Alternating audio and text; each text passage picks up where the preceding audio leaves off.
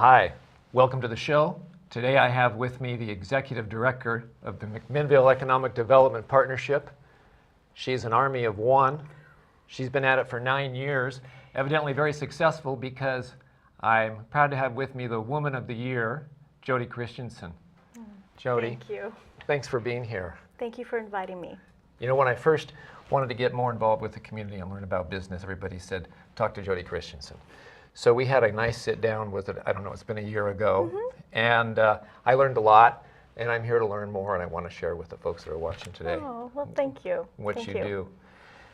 The last shot on the pre-roll video is the Chamber of Commerce, and on that sign is the McMinnville Economic Partnership logo, and that's your office right there with the Chamber. Right, so we're partnered with the Chamber. My office is upstairs, so if anyone wants to find me, that's where most of the time I am, but I'm also out and about in the community. Tell us about the word partnership on the end. Who's the partnership with? It's a very intentional word in our name. It applies to the fact that we're not a membership organization, we're literally a partnership. We have investors that have made long-term commitment to the economic vitality of our community. The City of McMinnville, McMinnville Industrial Promotions, the Chamber of Commerce, area businesses, and McMinnville Water and Light have all come together to support our work. McMinnville Industrial Promotions, that's maybe one that not everybody's heard of. Tell us a little bit about that. That has some interesting history, I think, doesn't it? It has an incredible history. They really were the first economic development group for the city of McMinnville. They came together around wanting to make sure that we had a solid manufacturing community. And on our website, if you go to www.mcminnvillebusiness.com, you'll find the rich history, their story. But really the core of what they were committed to was making sure that we had places for manufacturing businesses to grow. And they purchased land, they built buildings, they had a very successful recruitment effort in 1969, recognized by the governor in bringing new industry into McMinnville. And they continue to do that today. And they own a number of properties in the industrial park, buildings and vacant land, and their core goal is to make sure that we continue to have a strong manufacturing base. That's great. They brought some pretty big businesses to town. Can you think of? Cascade Steel. Oh. Big business, right? So that's the top of the list right there, isn't it? Wonderful business for our community, employs many people, very generous, has been very involved in most everything that happens in McMinnville. Cascade Steel is a part of. They also brought companies here during that time that maybe are under different names, and they built buildings for companies that are no longer in McMinnville, but the buildings became an asset to their portfolio, and so they had the facility and were able to recruit more companies in. So it's really, I think of them as more of an investment group because they invest in properties and buildings and they just continue to grow those assets. Would it be fair to characterize some of what you do as marketing for those assets, for those resources? A majority of my job is marketing. Okay. It's being the voice and the representation of the McMinnville community in a business environment. Now you're the only person that's held this position, is that right? Right. You're the original. I'm the original. So it was, originally MEDP was a task force, a volunteer task force. And they were the recipient of a Council of Governments grant, which allowed them to hire staff. At the time that they had posted the position, I was looking for other opportunities. And I actually had an informational interview with Celia Wheeler, who was the chamber director at the time. And I said, so what's this economic development thing all about? And she broke it down for me in a way that I felt I could bring those skills needed. It was build an organization, develop a strategy, become really good at understanding our businesses and helping them. And I thought, that's what I do every day in all the different jobs that I've had, that I love to build things. And so I applied for the job, and I was very lucky to be able to get this position. Very honored. Understanding our businesses, that's your job.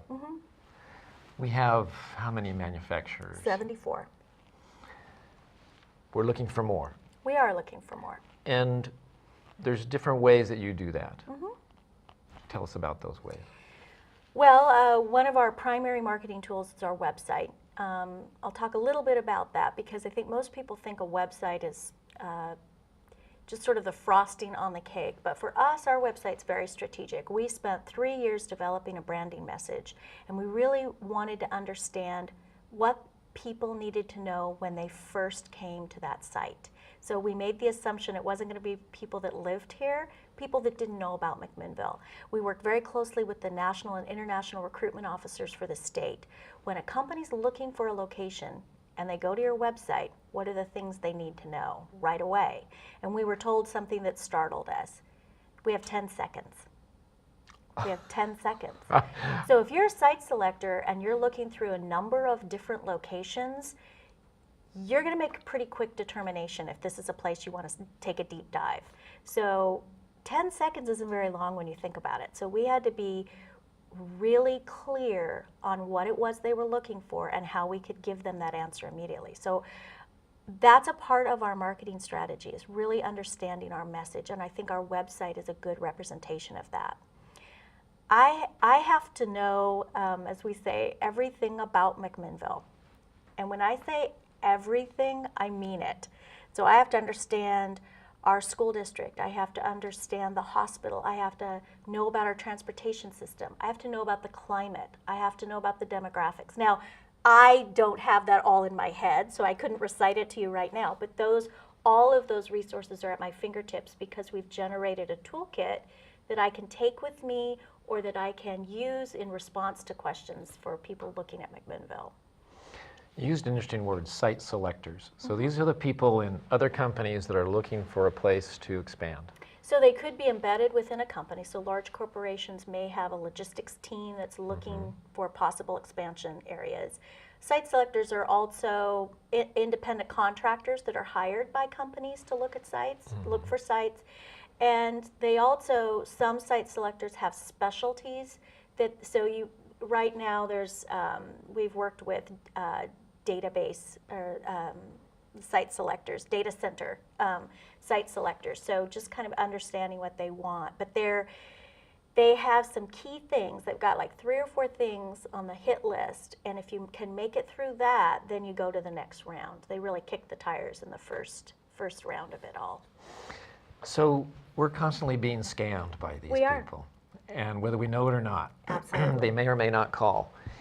Let me ask a question. Hopefully none of them are watching right now for this question. If you are, just turn down the volume. Is there one thing that you wish you could change about McMinnville, that you could just maybe paper over or get the legislature to do something about it that would make our city more attractive? Is there one thing that maybe some people go, oh, well, we'll call you back later? So my job is to always be positive about the community. Yes. So that's a very challenging question. But the answer would be closer to I-5. Move us closer to I-5. Or make it easier to get there. It's distance. It's distance. It's distance. So we don't make, so I receive inquiries from the National Recruitment Officer for the state. She'll send out a notice saying, I have Project X, literally Project X, so we don't know the name of the company, looking for this criteria. More often than not, there's 10 things on that criteria list. We can make 9. But the distance to I-5 or the distance to the airport or the port sometimes take us out of the mix. Now, that being said, I don't worry about that because I can get to them and talk to them about the advantages of being in McMinnville. The distance may not be a deal breaker. At first blush for them it might be, but if I can just get past that. So I've submitted proposals where the distance to I-5 or the port was on the top of the list, but we've made it in some cases to the next round. Okay. Well, let me go to the positive side then. Okay.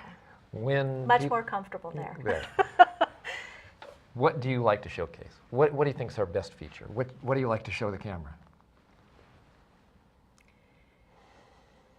Well, that's also a tough question.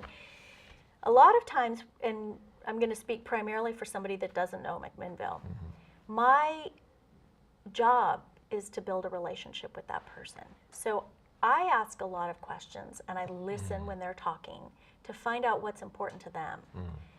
So it's a different answer for different people. It is a different answer. What do you find people often respond to? Workforce. Oh. They want to know about workforce. They want to know about the school district. Let's stop right there. I want to get Okay. to schools, but let's go back. Workforce. How do we stack up? You ask really good questions. They're very challenging. So I think we stack up very well in the scheme of things. I think this nation has a workforce crisis. And we're not unusual in that conversation. We too have a crisis, but I think what McMinnville has is that we can give some really compelling answers to innovative solutions. So we don't have all the answers today, but we have programs and organizations that are working at connecting people to the skilled workforce. We have a WorkSource Center here. We have Express Professionals, nationally recognized as one of the best staffing agencies. We're going quickly. Let's back up. WorkSource. Give us just a brief So description the of what that WorkSource is. Center is a one-stop employer resource center, if you will. So if you're looking for an employee, you can post a position there. If you need help writing a job description, they have people on staff who can do that. They also have basically the unemployment office. So people are coming in looking for work. So it's a great one-stop if a business has looking for someone, that they have a great team there. Okay, and that's a highly functioning entity in our town. Absolutely. I know the people that work there. Absolutely. They are dedicated and they're on it. They're proud of what they do too and their success. Absolutely, yes. The next one that you mentioned. So Express Professionals. So it's a staffing agency in our community. I think many people recognize the name. They do temporary employment, but the great thing is for a company, Express can act as your HR department. So if you're a small company and you don't have an HR team, partnering with a company like Express really takes a lot of the pressure off, and they can do a lot of the field work in getting the right people in. It's temporary, but you can also employ that person full time. So you take them on for a certain period of time, and then you may want to hire that person. So Express is very good. The great thing about the Express we have in our community, because they're all over the world actually, is that Stevie and her team are very connected to the community. So it's not only a business, but they're connected to a number of other organizations and services. So it's really a great networking place as well for business. Just a little bit more on them. I was looking at your website and I noticed the top employers, like I said, the steel mill at the top. Express Personnel was on that list. Right, How is it that they have over 200, 300 employees? So the thing that most people don't realize about Express, and I don't want to speak on behalf of that company, but this is what I've come to learn, is that she hires all those people that go out to do temporary work. So they're her employees. I see. So she has training programs, benefits packages. They have, picnics. So it's very much a company. It's not just a come in one door and go out the next. These are people who are employed by her, and their team cares about them, and they want to make sure that they are successful out when they go out to jobs. All right. What I'm leading you back to is that question about what is our strength around WorkSource, and you were starting to name. So we have good resource partners in the community. We have a renowned school district that if a company wanted to have some connection with a high school, or if they wanted to, really take be involved with our school in a career pathway, or get connected to students who are graduating but maybe not going on to college quite yet, or not going on to something, or taking some time off after graduation. We have a school district that is very committed to connecting industry to that. We have a well-recognized small college. Linfield College has some spectacular programs, and I can tell you firsthand, I've had interns from Linfield College, and they are professional, well-informed, mature, and driven individuals. And we as a community should embrace encouraging more of those students to be interns and to look at them when they're graduating. It's a great, so you have the service side and the academic side. And then what we have here in McMinnville is really unique because we have a cluster of businesses that believe in shared resources. So we have HR directors talking to each other, sharing training. And so when you're thinking about coming into a community, you want to make sure that you're welcomed and that you have connections and networks so that you're not having to create everything from ground up. So we have companies that are sharing lean training and safety training and learning tours. So when you're trying to develop your workforce, you've got a team of people that can help train them. So those are the kinds of things that I talk about. And then I talk about to our internship program, and we may get to that a little bit later, but it's something that MEDP decided we wanted to connect in a very real way the emerging workforce to our companies in a learning environment. And it was giving our companies the opportunity to see people who haven't gotten out of school yet, or maybe haven't figured out exactly what they want to do, but give them a work environment that allowed the companies to say, this person might work, or now I know how to talk to young people, or oh, I get it when they say I need flex time, or that they're learning how to have better, stronger relationships with that emerging workforce as a resource to connect to that talent. Well, let's stay right there with that. I think I've found a passion of yours, and that is workforce. Mm-hmm. And so let's talk about the intern program. Okay. How has that gone the last few years? Tell us a little bit about that and what's coming up this year. Well, I talk about it like it has this long history. It's actually only 2 years old. So we started it last summer, and it's the nuts and bolts of it are basically it's a 9-week summer internship. It's paid project-based learning experience, and the interns are hired directly by the company, so they're employed by the company. So there's a lot of unique aspects about it, but the thing that was most important to me is that we didn't design it, our companies did. So I wasn't going to go out and lay it all out for them and say, this is what I think it should be. We went to them and we said, okay, you're interested, you've said you're interested in an internship program, what needs to be in it? What does it look like? We modeled it after the Climax portable machining internship that they have within their company. We took a look at pieces and parts of it during a small pilot 2 years ago. And our industry partners were very clear in what they wanted. They wanted to mitigate the risk of bringing someone in for a limited period of time. They didn't want to bring somebody in and be stuck with them. So I figured, well, the way you do that is you employ them, because you can fire them. Mm. You're not stuck with anybody. This is a person that you bring in and you want to make sure they're a good fit, and if they're not a good fit, then you let them go. That mitigated a lot of risk for the companies. They were like, okay, that makes sense, but it's an intern, so what does that mean? What do we need to do different than we do with an employee? I said, well, there's going to be some things that we can help with, initially getting them to you, but treat them as an employee. How do you onboard an employee? What better experience could they have? Right. Onboard your intern. And what will happen is it's going to be a two-way street. So you're going to go through the hiring process, you're going to make an offer, you're going to bring them on, and you're both going to do some learning. They're going to learn how to be in your business, and you're going to learn how to talk to a young person who's just getting into a work environment. Which is a skill that a company would want to have. Absolutely. they want to learn how to develop these people. Absolutely. Absolutely.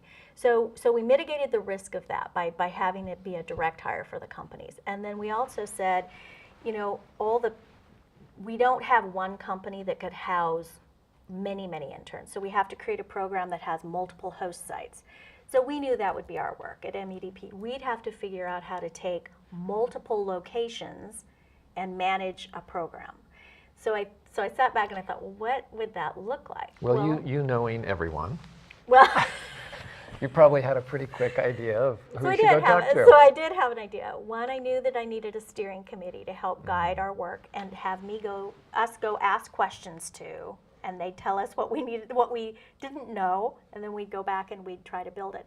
So I looked at it as a business. If I'm a business and I have multiple companies, multiple sites, how would I manage that? So communication was key. We had to figure out a way to knit all the interns and the host sites together. So we brought on an intern coordinator who's our intern. And so that person becomes the point of communication. So they're continually pushing information out and pulling it back in. That person's responsibility also is to track all the data.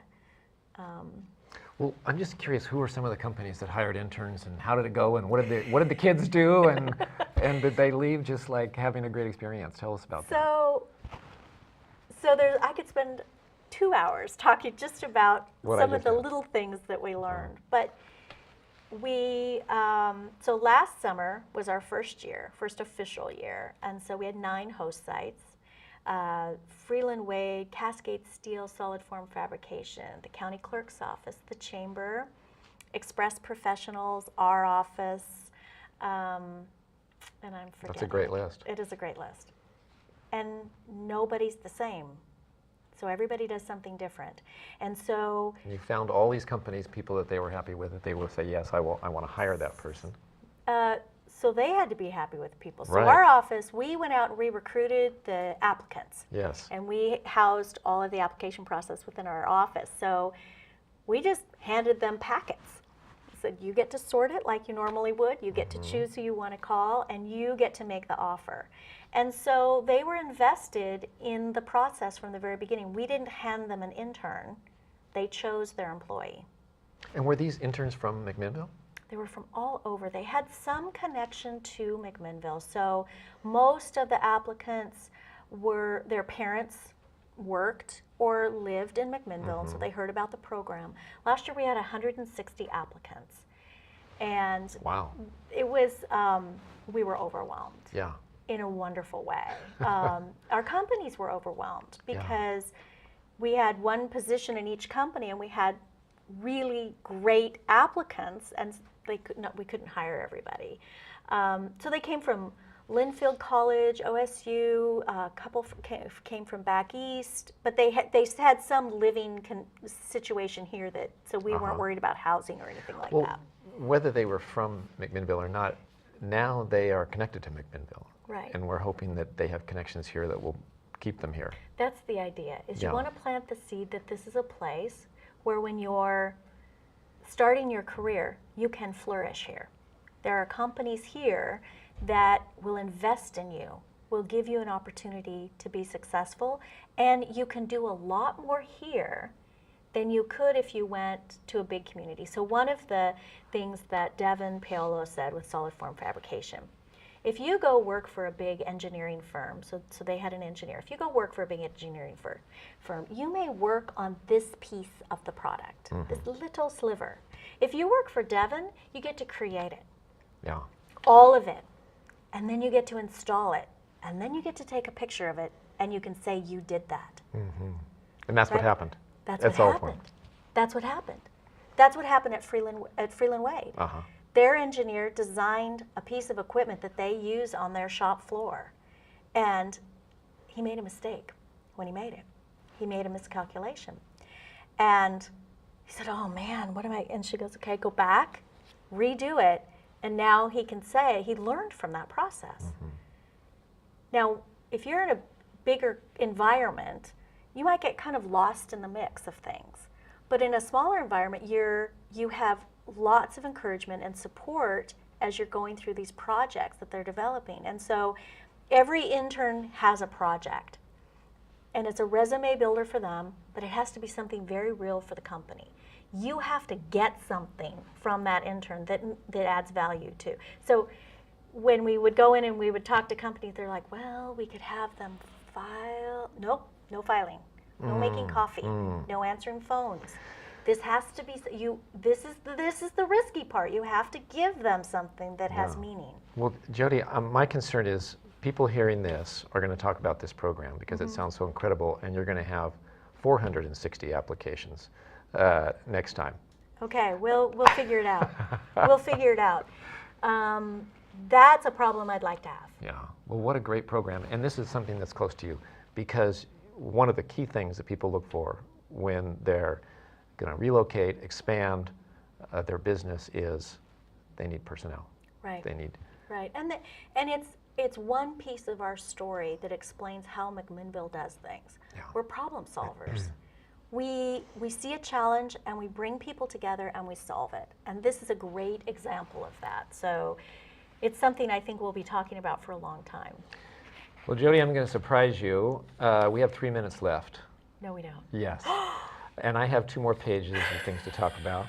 So I just wanted to touch personally with you a little bit. Okay. One of the things I saw on your website, or no, it was the newspaper article about you as chosen as Woman of the Year, said that your dad said to you, at the end of the day, you need to be able to take care of yourself. So you were raised with a spirit of independence. That, I think when I asked you about your website, you found this quote by Mark Twain. I thought it was something that spoke from your heart. It's on the website. You can see it if you go on the website. So throw off the bow lines, sail away from safe harbor, catch the trade winds, explore, dream, discover. You have a position with some independence. You decide what your priorities are. Your boss is a board. Nobody is just peeking their nose in your office. Very engaged board. So Okay. It may sound like this is my vision for the community, but it's well ingrained in the board and the community. I embrace it because it's authentic to McMinnville. So I represent the business development side for the community, but I don't stand alone. I may be an office of one, but I have many people stand with me and that I rely on and I go to and I ask questions and I gut check. I go forward with their message, Now, one thing that you focus on here is manufacturing. We haven't talked about commercial. We haven't talked about retail. And another word for manufacturing? Traded sector. Traded sector. What's that? Why the new word, and what's it mean for us? Well, I think, so the retail and commercial side, I can bring resources to that, but where we have real strength is in our ability to access the resources for traded sector and manufacturing, and that comes directly from the governor's office. There's a true understanding that a strong manufacturing base in a community really is the foundation for vitality. Because they make things that they send They bring wealth back to the out community. elsewhere, and in comes the money. And that's money that wouldn't have been here otherwise. Right. Right. It's an ecosystem, and manufacturing is known for higher wages, strong training programs, transferable skills. So you're looking for companies that support that in your community, because that gets you to the living wage that everybody talks about. You know, entry-level positions, service positions, those are excellent places to begin, but they're beginning positions. Manufacturing allows you to have growth, and they're not flat organizations. They have many opportunities. So that's why this community allows our office and focuses our office on that. I'm glad they do. Thanks for being with me. Time's up. That's crazy. Well, thanks for being on the show today. And I hope it's not long before Jody will come back and be on the show again, because I have a lot more to talk about with her. So for Local Matters, it's Ken Moore saying thanks for being here. Bye-bye.